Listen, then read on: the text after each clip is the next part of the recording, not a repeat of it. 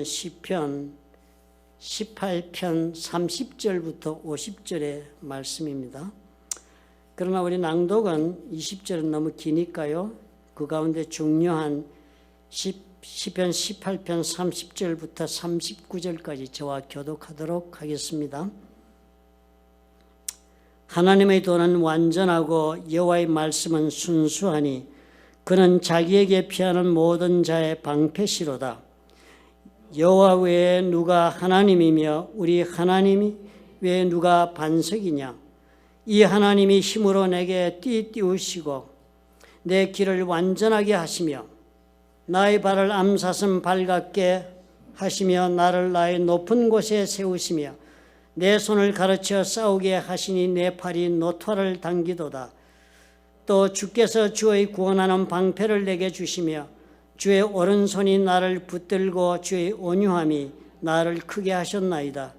내 걸음을 넓게 하셨고 나를 실족하지 않게 하셨나이다.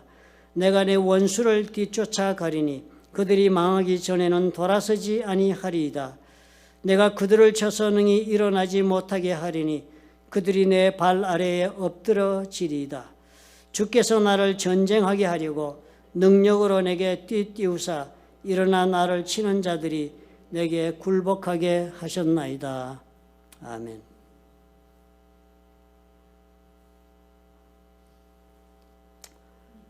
다음 달부터 큐티 책이 바뀝니다. 새 책을 뒤에다 가져다 놓았습니다. 여러분께서 꼭 가져가셔서 여러분 큐티 책을 보시기 바랍니다. 여러분 꼭 큐티 책에 적혀있는 간증을 주의 깊게 쭉 읽어가시면서 이 간증은 오래된 간증들이 아니고요. less than 1 year, 1년 미만의 간증들입니다. 현재 지금 교회 성도로 살고 있는 사람들이 큐티하면서 어떤 것을 느꼈고 어떻게 그래서 나는 변화했는가를 고백한 이야기입니다. 읽을 때마다 너무 놀랍지 않을 수가 없는 그런 고백들을 하십니다. 우리 같으면은 죽을 때까지 무덤에 가고 말 그런 문제들조차도 다 믿음 가운데 고백하는 그런 믿음의 사람들이 모습을 보게 되었어요. 얼마나 도전이 많은지 모릅니다. 이 큐티 책을 선택한 이유 중에 큰 이유가 바로 적혀있는 간증의 이야기입니다. 여러분 가져가셨어요? 15불 그렇게 헌금통에 넣어주시면 됩니다. 2달치니까요. 대단히 싼 값으로 이 책을 우리가 볼 수 있다 생각이 듭니다. 여러분 꼭 활용해 주시기를 바랍니다. 이 매일 하나님의 말씀을 우리가 읽을 뿐만 아니라 또 이 말씀을 묵상하자 한다는 것은 또 다른 차원의 일이구나 하는 것 여러분 아마 깨닫기 시작하셨을 것입니다. 쉽지는 않지만 그래도 여러분 어때요? 해보시니까 재미있는 일이다 하는 생각이 들지 않습니까? 이 사람들끼리 우리가 만나서도 언제나 보면은 늘 우리가 자주 만나는 사람들이 할 이야기를 보면은 늘 사는 이야기, 늘 들었던 이야기, 했던 이야기 하고서 우리가 만날 때가 많습니다. 그죠? 만날 때마다 좀 의미 있는 이야기를 나누고 이러려면 묵상을 하면 참 많은 도움이 됩니다. 나눌 이야기가 새로워집니다. 그런 우스갯소리가 있잖아요. 그 유명한 에디슨, 전기를 발명한 그 에디슨 얼마나 유명한 사람입니까? 또 포드 자동차를 만들어 공장을 세운 포드요, 자동차 발명한 사람. 그 에디슨과 포드가 나이가 아주 많이 들어가지고 뉴욕 맨하탄에서 두 사람이 어느 호텔에 만난다 하는 소문이 난 거예요. 그러니까 기자들이 와 몰려든 겁니다. 위대한 두 사람이 만나면 어떤 위대한 이야기를 나눌까? 나이가 드신 두 분이니까 정말 인생에 무슨 진리를 나누지 않을까라는 기대를 하고 기자들이 와 몰려들어서 두 늙은이가 서로 마주 앉아서 얘기하는 것을 들어보려고 귀를 기울였답니다. 그랬더니요. 두 사람이 대화하는 내용이요. 요즘 혈압약 뭐 먹고 있어? 물어보더래요.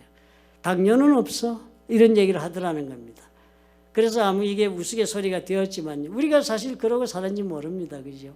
늘 만나면 늘 하던 얘기 그 얘기하고 우리는 안부를 묻는다 생각하지만 뭐 안부 같지 않은 안부 이야기만 하고 허공 중에 떠다니는 그런 대화만 하고 인생을 살기에는 저는 시간이 굉장히 귀하다고 생각이 듭니다.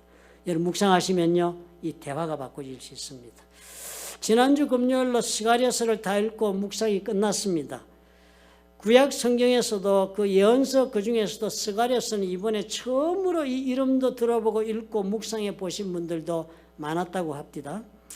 그렇게 읽으면서 이 예언서를 이렇게 읽으면서는요, 혼자서 내가 이것을 읽고 이해하고 묵상하기가 좀 어렵다 하는 것을 다 발견했다고 합니다.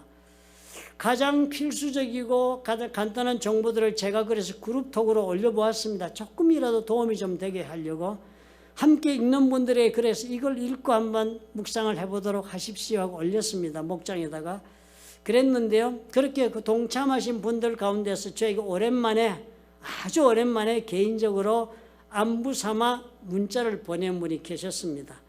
제가 지지난주에 컨퍼런스 갔다 오면서 나흘 동안 갔더니 뭐 아침 7시부터 10시까지 앉혀놓은 거예요. 나흘을 앉아있다가 그렇게 운동 없이 지낸 후에 돌아와서 허리가 아파서 애를 먹었습니다. 며칠 동안요. 그 소식을 듣고는 문안차 저에게 개인적인 톡을 보내온 것입니다. 이렇게 보내왔어요. 목사님 안녕하세요. 잘 지내고 계세요? 얼마 전에 사모님으로부터 목사님 통증 때문에 힘들어 하셨다고 듣고 기도 중에 있어요. 언능 회복하시길 기도해요. 요새 젊은 사람들이 말하는 게 좀 달라요, 우리하고. 언능 회복하시길 기도해요. 그러면서 이렇게 적었습니다. 스가랴서를 보면서 본문을 봐도 해석을 봐도 도대체가 이해가 안 되는데 목사님께서 올려주시는 글 보고 이해가 되고 은혜가 됩니다. 매일 올려주셔서 감사해요. 신앙생활 얼마 한지 안 되는 분이고 제 속으로는 이분을 생각할 때는요, 기도를 늘 하면서 지금 사는 것이 너무 바쁜 분이 되어서 시간이 지금 없고 육체적으로 너무 피곤하니까 성경 묵상은 아마 이분은 내가 정말 해보자고 이렇게 말하는 것조차도 힘들지 않을까, 받아들이기조차 힘들지 않을까 그렇게 염려했던 분이었습니다. 그런데 그런 분에게서 이런 문자를 받으니까 제 마음이 어떡해요? 참 너무 기뻤습니다. 아, 묵상은 내가 생각하지 않는 많은 분들이 다 그렇게 하고 계시는구나 하는 그런 생각이 들었습니다. 사실 우리가 성경 읽기는 그렇게 우리가 뭐 어렵다고 생각하지 않지 않습니까? 통독하거나 이러면 어려운 부분이 나오면 어려운 대로 또 쉬운 부분이 나오면 쉬운 대로 그렇게 읽어나가면 되겠다. 우리 그렇게 하고 받아들이지만 막상 묵상을 하자, 큐티를 하자 이러면 대부분 우리는 어렵게 그렇게 생각하기 시작을 합니다. 특별히 우리 구약 같은 경우요, 재미있는 이야기가 있는 부분을 우리가 넘어서게 되면 예언서 등에 들어가면 아주 우리가 고전합니다. 그죠? 무슨 말인지 뭐 헤아리기 어렵습니다. 그렇게 해서 스가랴서를 여러분 어렵게 보내신 분도 많으실 줄로 압니다. 그런데 이제 오늘 읽을 묵상 부분은 시편 중에서 18편을 묵상하는 날이라고 책에 그렇게 되어 있습니다. 속으로 아마 그러실 거예요. 갑자기 구약에서도 무슨 시편이야? 이렇게 의아해하시는 분도 계실지 모르겠습니다. 시편 그러면 그 제목처럼 시입니다. 어떤 시편은 너무 길어서 이게 시인가 산문인가 이렇게 생각하실 부분도 있겠지만 사실 시편이라고 이렇게 적혀있는 책의 그 모든 내용은 다 시라고 생각을 하고 그렇게 읽고 이해하도록 그렇게 접근해야 합니다. 우리가 한글로 된 글 여러분 많이 읽으시잖아요. 신문 기사도 읽고 소설도 읽고 뭐 교훈적인 책들도 여러분 많이 보지 않습니까? 그러나 시집을 읽는 분들은 얼마나 계신지 잘 모르겠습니다. 아마 18살 소녀 때 뭐 고등학교 때 한참 꿈 많았을 때 그때 뭐 시 좀 읽었을까요? 아니면 대학교 때 무슨 문학 동아리 이런 데서 뭐 대학 다니신 분들 시 좀 읽었을까요? 뭐 그 다음에 시에 대해서 우리가 많이 관심도 멀어지고 안 읽은 분이 대부분일 것입니다. 모든 글은요, 줄거리를 따라가면서 읽고 그 의미를 파악하면 됩니다. 시작이 있고 끝이 있고 논리의 전개가 있습니다. 그런데 시는 그렇지 않아요. 시는 그 의미를 파악하는 일이 그렇게 줄거리에 엮이지 않습니다. 그러니까 시를 이해하기가 어렵죠, 그죠? 한글로 된 시를 저는 읽을 때에도 어떤 경우는 제가 이해가 안 돼가지고 이게 무슨 말인지 모르겠다 싶어서 그 책을 뒤져보면 뒤를 넘겨보면 혹시나 해설자가 해설을 해놓은 거 있으면 그것부터 읽어보고 시를 보면 어떨 때는 조금 이해가 되는구나 할 정도로 난해한 시들도 많습니다. 시라는 게 그런 것 같아요. 시를 이렇게 모아놓은 책이 바로 우리가 시편이라고 부르는 성경의 책입니다. 그러니까 이 시편을 읽을 때는요, 우리가 시를 읽을 때 노력을 들이는 것과도 비슷한 그런 노력을 투자해야만 이 시편이 우리에게 의미가 있는 그런 책이 될 수가 있습니다. 시를 읽듯이 그렇게 묵상을 해야 해요. 시 어떻게 여러분 읽습니까? 문장을 다 해부하잖아요. 그죠? 그 단어의 뜻을 다 새겨가면서 살펴봐야 합니다. 그 속에 배어있는 그 의미를 찾고자 하고요. 그리고 그 전체 시를 적은 그 시편을 적은 그 시를 적은 그 저자의 숨겨져 있는 감정을 우리가 공감하려고 애를 쓰면서 읽어야만 시를 감상할 수가 있습니다. 결국 이것은 이 시편이 이 시를 적은 사람, 이 저자는 무엇을 말하고 있는가를 찾아내고자 우리는 조용히 생각해보고 읽어보고 분석해보고 그리고 연구해보고 또 하늘을 바라보고 묵상해보고 생각하고 병아리가 물 마시듯이 그렇게 해요. 그렇게 읽고 생각해야 될 책이 시편이다 하는 생각이 듭니다. 일상생활에서 시를 읽는 우리의 그런 방법이 정 다르듯이 시편을 우리가 이해하고 삶에 효과 있게 적용하려면 그래야 하는 것입니다. 일상생활에서 시 읽을 때는 뭐예요? 시인의 그 감정을 우리가 공유해야만 그 시가 의미 있게 받아들여지고 감동이 옵니다. 마찬가지로 시편도 그렇습니다. 이 시편도 그 시편을 적은 저자의 감정을 우리가 이해하고 공유할 수 있도록 시편을 이해할 수 있는 자리까지 가야만 의미가 있지. 그렇지 않으면 난해한 글로 이어질 수밖에 없는 부분도 대단히 많습니다. 공감, 이것이 목적이 되어야 합니다. 감정적 공감입니다. 그러니까 이 감정적 공감이 여러분 신앙생활 하시면서 하나님에 대해서 여러분 어떻게 관계를 맺고 계십니까? 여러분 설교 말씀을 들을 때 막 하나님의 사랑을 느끼면서 막 하나님이 나를 향해 가지고 계신 그 마음 막 느끼십니까? 아니면 내가 하나님이 이때까지 믿어오니까 하나님이 나의 삶 속에서 역사하신 것 때문에 그 하나님 사랑하는 마음이 막 끌어넘쳐가지고 막 찬양을 드릴 때 막 감정이 솟구쳐 그러십니까? 안 그러시지요? 논리적으로 냉정하게 머릿속에 그저 생각해보고 하나님이 이런 분이다 저런 분 이러고 싶습니다. 그래 진정 예배라는 것은 어떻게 해요? 감정에 공감이 있어야 합니다. 우리 마음에 우러나는 게 있어야 돼요. 하나님 앞에 찬양을 드릴 때는 우리의 감정이 그 찬양으로 실려서 하나님 앞에 우리의 하나님을 향한 마음이 감정적으로 표현되어야 되는 것입니다. 그게 예배예요. 그런데 우리는 어떻게 해요? 그런 전혀 감정의 동료가 없이 앉아서 지식적인 그런 예배를 드린다면 그 예배는 죽은 예배나 다름이 없지요. 그러니까 시편이 중요한 겁니다. 그래서 유대인들이 시편을 늘 예배 때 찬양을 부를 때 시편을 썼습니다.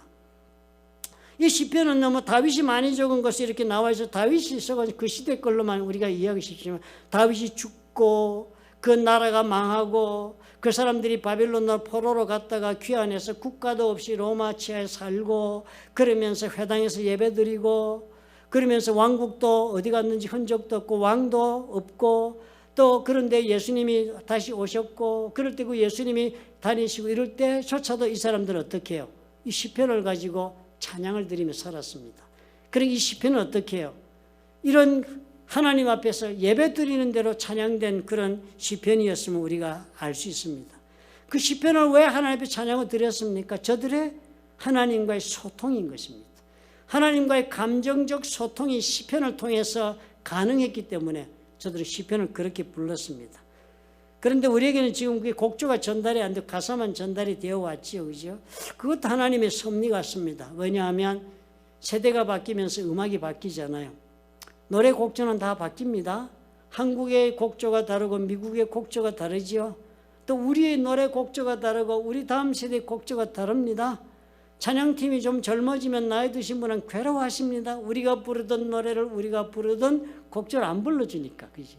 요즘 찬송가 같은 찬송가를 부르 젊은 사람들은 다 편곡해서 부르고 뭐 박자도 달라지고 뭐 다 달라지지 않습니까? 그렇게 되는 것입니다. 그게 하나님의 섭리지요. 각각의 그 자신의 신앙의 삶에 자신의 곡조로 자기 신앙을 기억하며 사는 것입니다. 70년대 그때를 기억하고 사는 사람은 70년대 음악과 더불어 인생을 살잖아요. 지금도 70년대 팝송 들으면 그 시대로 돌아가 사는 분들이 얼마나 많습니까? 마찬가지로 신앙생활도 그렇습니다. 내가 부르던 찬송가에 내 은혜의 시절이 있었던 것입니다. 우리가 그렇게 이해하고 이 시편을 보아야 해요. 그렇기 때문에 이 시편 속에는요, 인간의 삶에 관한 복잡하다는 모든 케이스가 다 들어 있습니다. 이 시편이에요. 나 인간의 내가 가지고 있는 문제가 어떤 것이 있다면 시편은 1편부터 150편이 있는데 그 가운데 어느 것 한 편에 반드시 언급되어 있다. 그렇게 믿어도 좋습니다. 그러니까 그렇게 유대인이 회당에서 이 사람들은 예배 드릴 때 자신의 삶을 하나님 앞에 표현하기 위해서 시편을 썼고 또 개인적으로 하나님 앞에 기도할 때도 자신의 삶을 감정적으로 표현하기 위해 시편을 썼습니다. 신앙생활이 여러분 무엇으로 여러분 신앙생활 이루어 가십니까? 여러분 뭐 가지고 신앙생활 하세요? 나 신앙생활 한다고 여러분 말씀하실 때 나 그래서 신앙생활 이걸로 하고 있다라고 무엇을 말씀하실 수 있습니까? 정리해보면 두 가지예요. 신앙생활 그러면 근본적으로 하나님에 대한 찬양입니다. 그리고 또 하나님을 향한 기도입니다. 이 두 가지가 신앙생활의 내용입니다. 하나님 앞에서요, 하나님의 말씀에 준해서 믿음의 삶을 살고 순종의 삶을 사는 연습하는 것이 신앙생활입니다. 그러기 시편이요. 그래서 필수적으로 우리에게 그 면에서 도움을 줍니다. 시편은 하나님의 또 그리고 인간에 관한 그런 글로 모아놓은 시들입니다. 그렇지만 그 하나님은 어떤 하나님으로 묘사되어 있냐면 이 세상을 만드시고 자신이 만든 세상 속에서 인간은 개인적으로 그리고 개인적인 역사적으로 한시적으로 자신의 인생의 역사를 만들어가는 인간의 이야기를 같이 적어놓은 것이 시편입니다. 이 시편 속에는 그러니까 어떻게 해요? 저와 여러분의 개인 인생사가 다 반영되어 있습니다. 그래서 시편은 그 가운데 하나님의 창조와 심판과 구원의 얘기도 있고 인간의 불행과 인간의 삶에 이해할 수 없는 신비스러운 명과 그리고 우리를 통하여 영광을 받으시는 하나님에 대한 이야기가 다 들어있습니다. 그러니까 우리가 시편을 읽으면서 뭘 해야 된다고요? 그런 내용 가운데 내 인생을 이 시편을 적은 저자와 함께 감정적인 공감을 해야 한다는 것이 시편 그렇게 묵상해야 하는 거예요. 다윗이 적은 시편이라면 이것을 읽을 때 그 시편을 읽으면서 내가 감정적 공감이 있도록 그렇게 이해해야 된다는 것입니다. 그러면 어떤 일이 벌어집니까? 하나님과 나와 어떻게 해요? 단순한 말씀으로 그래서 믿고 하는 논리적인 교류가 아니라 가슴과 가슴으로 하나님과 교제할 수 있는 감정적 소통이 가능해지게 됩니다. 시편이 여러분 그러니까 대단히 중요하죠, 그죠?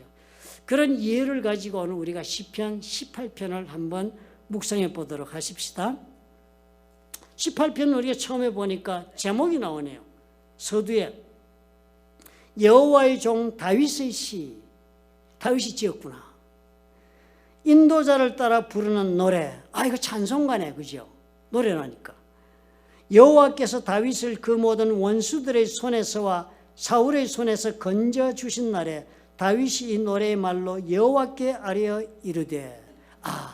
사울의 손에서 완전히 벗어난 데가 언제입니까? 자기가 왕이 되고 사울과 요나단이 블레셋 군에게 죽은 그 다음이었습니다, 그죠?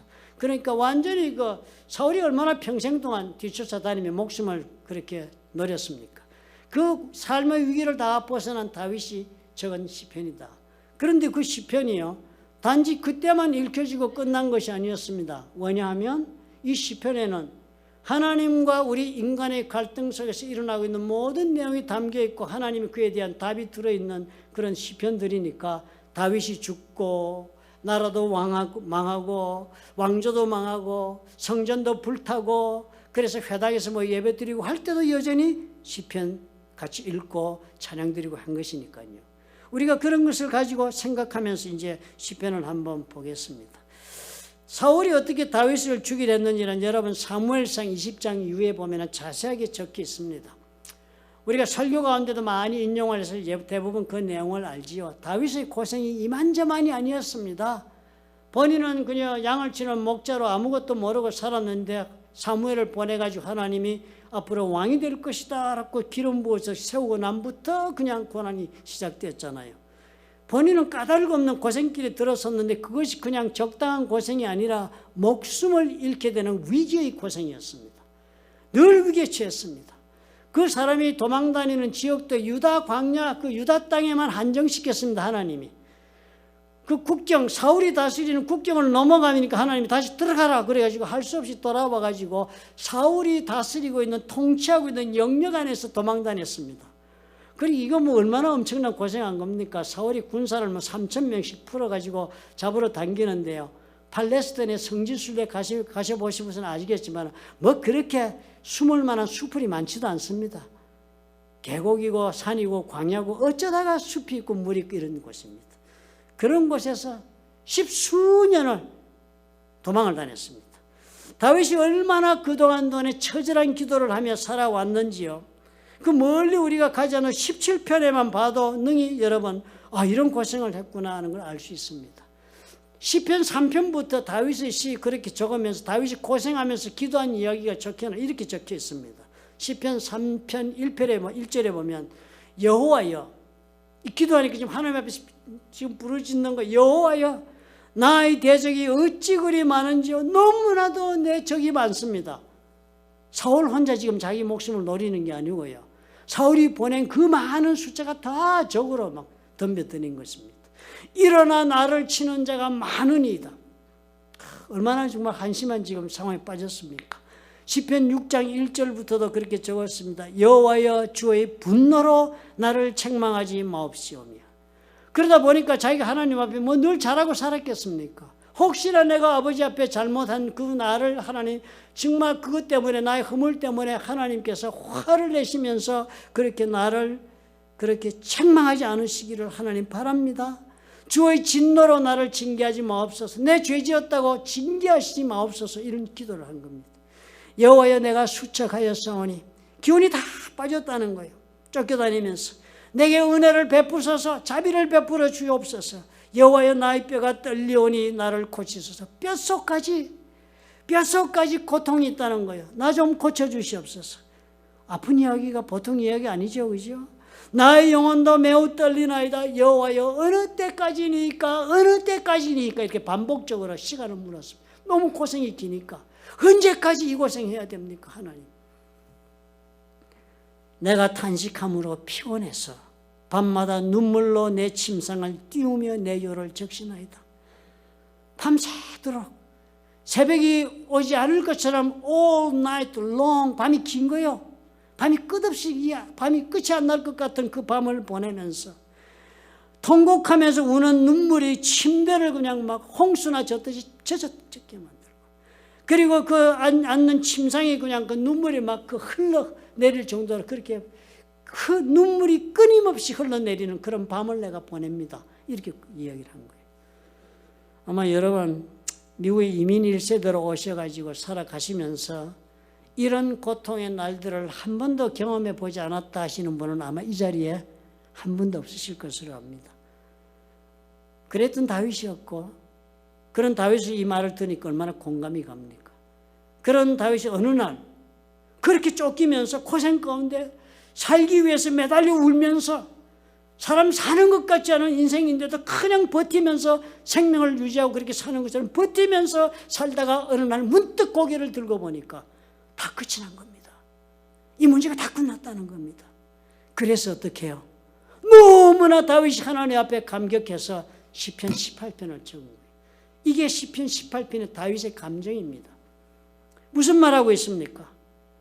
눈물의 세월을, 사망의 골짜기를 걷던 그 세월들을 지금 돌아보니까, 이제 보니까 그 세월 속에서 자신이 그 흘렸던 눈물과 고뇌에 찬 그 기도를 하나님께서 다 듣고 계셨구나, 그것을 발견했다는 것 아닙니까?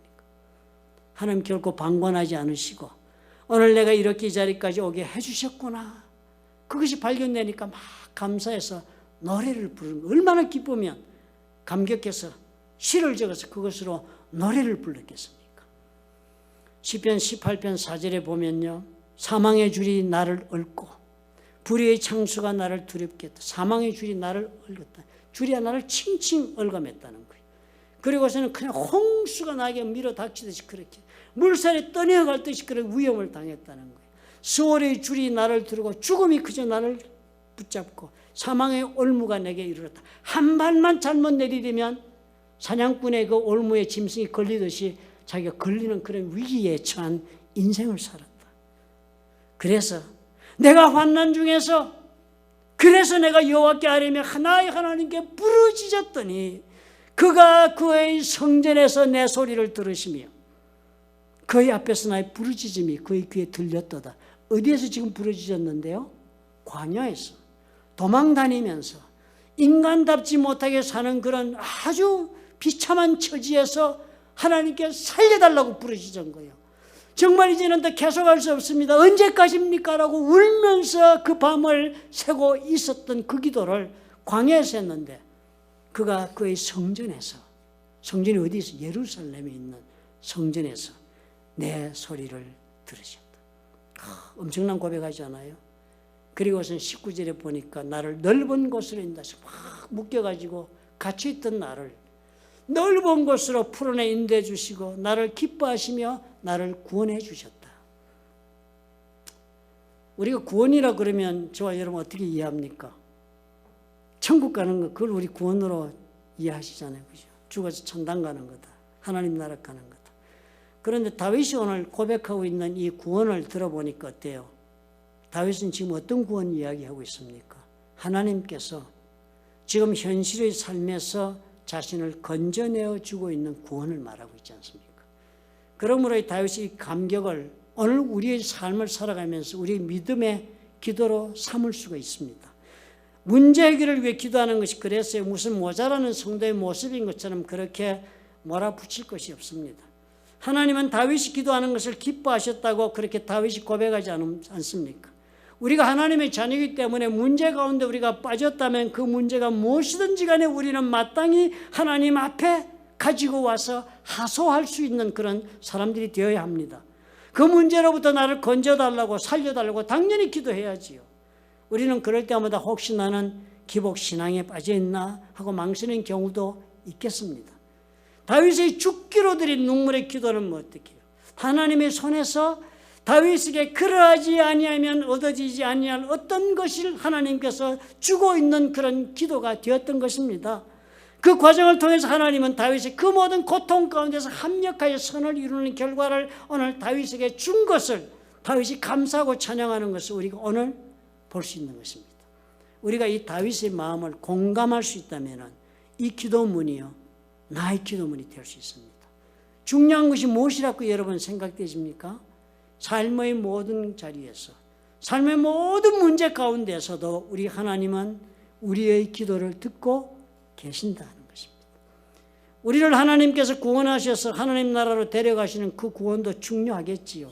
그러나 그 이전에 이 땅에서 우리가 사는 동안에도 하나님 우리를 건지시는 하나님, 우리를 살려내시는 하나님, 우리에게 얽힌 문제를 해결해 주시는 하나님, 오늘을 그런 구원의 역사를 우리의 삶 가운데서 이끌어 나가고 계신 그런 하나님이 다윗의 하나님이시 우리가 공감하고 우리 마음에 명심을 해달라 시편이 그렇게 우리를 가르쳐 주는 것입니다. 어느 때 어느 자리든지 그래서 우리가 믿음을 가지고요 나의 문제 가운데서 하나님 앞에 기도하는 삶을 선택하시면 대단히 놀라운 은혜를 경험하게 됩니다. Put God first. 하나님을 제일 우선적으로 놓아라. Seek Him and pray daily. 매일 하나님을 찾고 그리고 기도해라.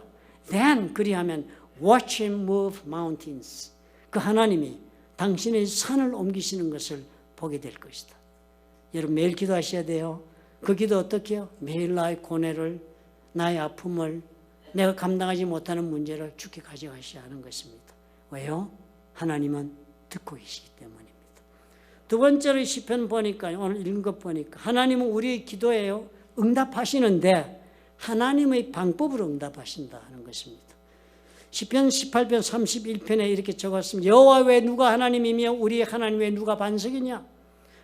그리고 39절에 이렇게 적습니다. 주께서 나를 전쟁하게 하려고 능력으로 내게 띠띠우사 일어나 나를 치는 자들이 내게 굴복하게 하셨나이다.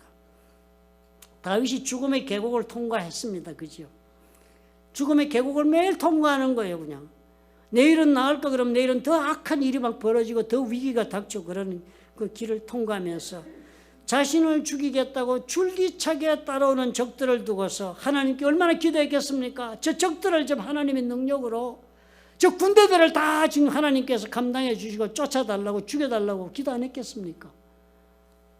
얼마나 문제 해결해 달라고 그랬겠습니까? 아주 해결해 달라고 나를 좀 이 어려움에서 건져 달라고 그랬더니 그 과정에서 하나님이 그 기도에 응답을 하셨습니다. 그런데 그 응답은 다윗이 원하는 방법으로 하신 것이 아니었단 말입니다. 하나님의 방법에 따른 응답을 주었다고 다윗이 지금 39절에 적고 있네요.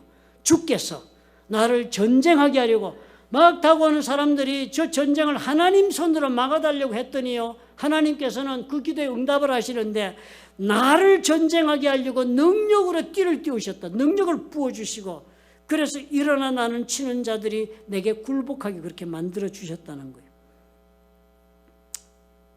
적들을 격파해 주시는 하나님이 아니라 다윗에게 어떻게 해요? 다윗 그 자신이 적들을 이길 수 있을 만큼 강하게 만들어 주시는 것으로 기도에 응답하신 것입니다. 우리의 기도는 언제나 하나님께서 내가 원하는 결과를 보여주었을 때만 하나님께서 응답해 주셨다고 우리는 그렇게 착각하고 삽니다. 내 기도를 언제나 이런 모습으로 응답해야 돼. 그런 딱 우리가 코스가 정해져 있잖아요. 그죠?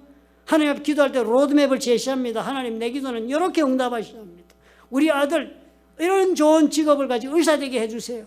우리 아들 변호사 되게 해주세요. 아니 우리 아들 증권사에 들어가서 땅 한 건 하게 해주세요. 뭐 좋은 걸로만 정해놓고 얘기합니다. 그죠? 우리는 다 로드맵을 가지고 하나님 이렇게 답해 주셔야 해요. 사업은 이렇게, 내 건강은 이렇게, 그럽니다. 안 그러면 우리는 어떻게 해요? 응답 없이 하나님 내 기도는 안 들어주신다 그러지요.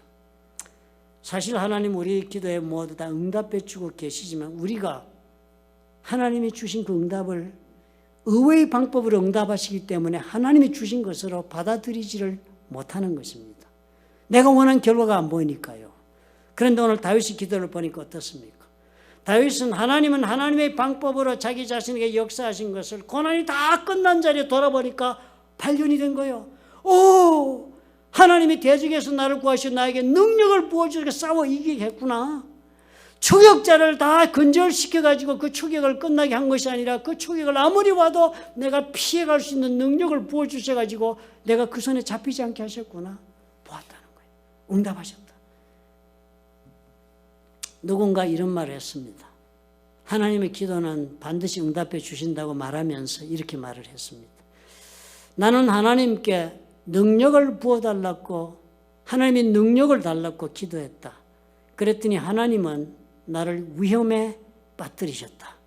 나를 강하게 만드시려고. 하나님 능력을 부어주셔서 그냥 큰 일을 하도록 하십시오. 하나님의 능력이 임하리라고 그랬더니 하나님의 능력을 주시는 대신에요, 나를 위기 상황에 빠뜨린 거예요. 살기 위해서 몸부림치게 만들었다. 그런데 나중에 보니까 그게 응답이었다.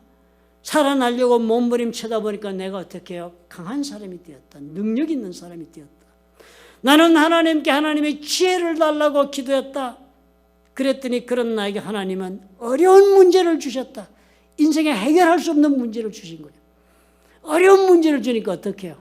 이 문제를 풀기 위해서 애를 쓰다 보니까 하나님의 지혜를 내가 깨닫고 터득한 게 된 것입니다.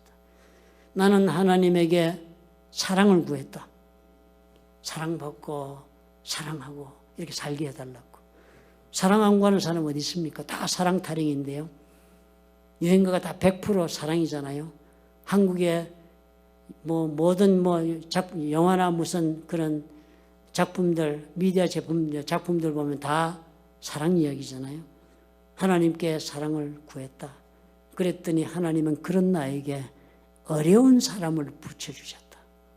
어려운 사람을 붙여주셨다. 피할 수 없는 어려운 인간관계를 만들어준 거예요. 그래서 그 사람과 부딪히면서 뭘 배웠어요? 사랑을 배운 거예요. 사랑하는 법을 배운 거예요. 그렇죠? 자식 키우느라고 고생하면서 얼마나 사랑을 크게 배웠습니까? 남편을 만나가지고 얼마나 고생하시면서 여러분 남편 사랑하는 것을 배웠습니까? 다 우리가 어떻게 해요? 하나님 붙여주신 어려운 사람, 그게 응답인 것입니다. 뒤돌아보면 그래서 하나님께서 다 이렇게 알게 보여주시는 것이다. 고난의 과정 중에는 전혀 하나님 나라를 도우시지 않는다는 절망에 빠지지만, 그런 우리지만 하나님은 어떻게 해요? 들으시고 하나님만의 방법으로 우리를 어떻게 해요? 하나님이 원하시는 사람으로 만들어가고 계신 것입니다. 누구나 그런 절망에 빠지겠죠. 믿음이 있다 할지라도 죽음의 계곡에 빠지고 허우적거릴 때는요, 아무리 믿음이 큰 사람이라 해도 뭐 다르지 않습니다. 욥이 그랬잖아요. 어디에도 보이지 않는 흑암 속에 지금 내 인생이 떨어졌다고 좌절하고 욥이 그랬지 않았습니까? 욥기서 23장 8절에요. 내가 앞으로 가도 그가 아니 계시고 뒤로 가도 보이지 않고 하나님이 안 보인다는 거예요. 내가 왼쪽에서 일하시나 내가 만날 수가 없고 오른쪽으로 돌이켰으나 그곳에서 하나님의 흔적도 보이지 않는다. 욥이. 다윗도 얼마나 눈물로 하나님 찾았습니까? 오늘 18편 이전까지요. 너무 오랫동안 나를 버려둔다는 절망감이에요. 어쩌면 내 문제는 하나님 앞에 해결이 없은 문제를 내가 지금 안고 살다가 인생을 마칠지도 모른다는 두려움이요. 현실이 지금 내가 감당해야 할 이 무거운 것 때문에 우리가 다윗처럼 울고 말 수도 있는 것입니다. 그런 다윗이 지금 고백하는 게 무엇입니까? 비록 인생은 그러한다 할지라도 그런 모든 인생의 과정의 그 기간이 사실은 어떻게 해요? 하나님께 매달려 몸부림치고 기도하면 하나님께서 응답하시는 하나님과의 시간들로 다 채워진다는 것입니다.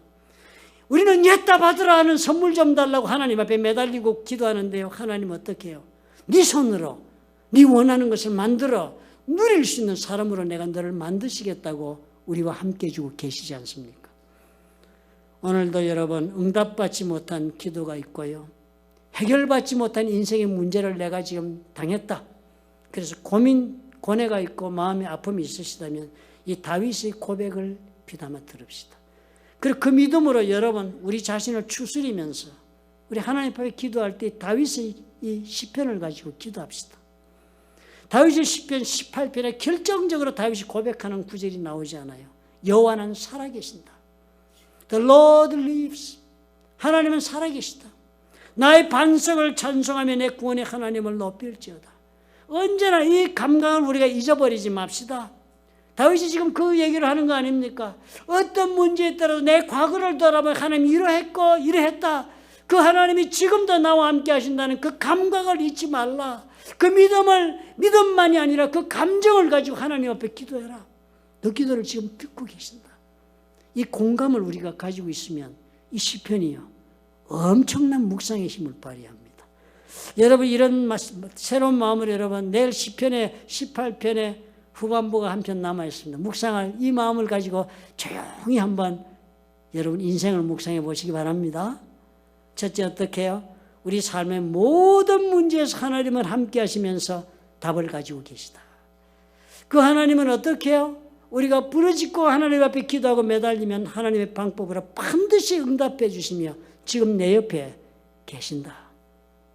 이 믿음 가지고 그런 감정을 가지고 이 시편을 우리가 읽고 기대하면 삶에 대한 두려움이 있을 때마다 우리 다윗처럼요 이런 고백할 수 있는 그런 삶을 체험할 수 있습니다.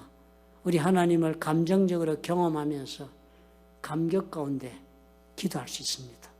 저는 그렇게 믿습니다. 믿으시면 아멘 하시기 바랍니다. 기도하겠습니다. 좋으신 하나님 아버지 감사합니다. 우리가 참으로 머리로만 하나님을 믿는 성도가 아니라 가슴으로 하나님을 믿는 성도가 될 수 있도록 하나님 인도해 주시니 감사합니다. 시편을 보면서 우리 가슴이 주님이 하나님과 감정이 소통되는 그런 놀라운 은혜를 경험하도록 축복해 주옵소서. 이제는 우리가 참으로 머리로 하나님을 추구하고 찾는 믿음의 삶이 아니라 가슴이 뜨겁게 하나님을 사랑하며 찾는 우리가 될 수 있도록 아버지께서 은혜의 은혜를 더하여 주옵소서. 예수님 이름으로 기도합나이다. 아멘.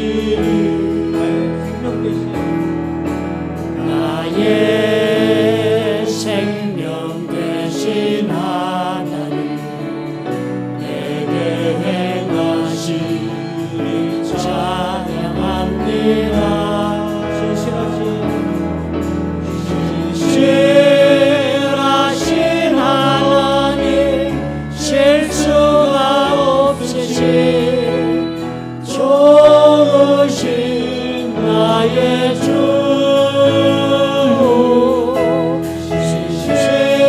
신실하신 하나님 실수가 없으신 좋으신 나의 주 신실하신 하나님 실수가 없으신 좋으신 나의 주 신실하신 하나님 실수가 없으신 좋으신 나의 주.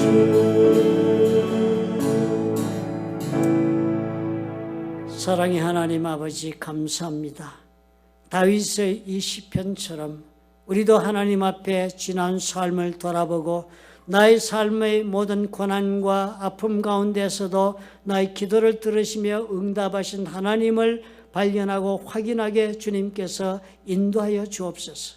이제까지 우리가 깨닫지 못했던 것이 있었다면 주님 새롭게 영안을 열어주셔서 보게 하셔서 나와 동행하시며 나의 기도를 들으시며 하나님의 방법으로 우리의 삶에 응답하시고 살아계시고 역사하시는 하나님과 함께 동행하는 우리가 될 수 있도록 축복해 주시옵소서.